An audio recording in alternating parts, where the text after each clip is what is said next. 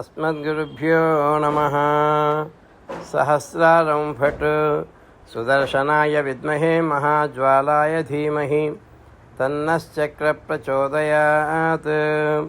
ॐ श्रीं ह्रीं क्लीं कृष्णाय गोविन्दाय गोपीजनवल्लभाय पराय परमपुरुषाय परमात्मने परकर्म मंत्र यंत्र तंत्र औषध अस्त्र शस्त्राणि संहर संहर मृत्योर्मोचय मोचय शत्रुन्नाशय नाशय आयुर्वर्धय वर्धय।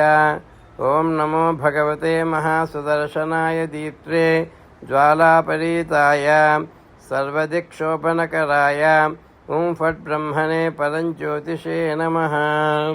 ओं वज्रनखाय विद्महे तीक्ष्णदग्ष्ट्राय धीमहि तन्नो नारसिंह प्रचोदयात्।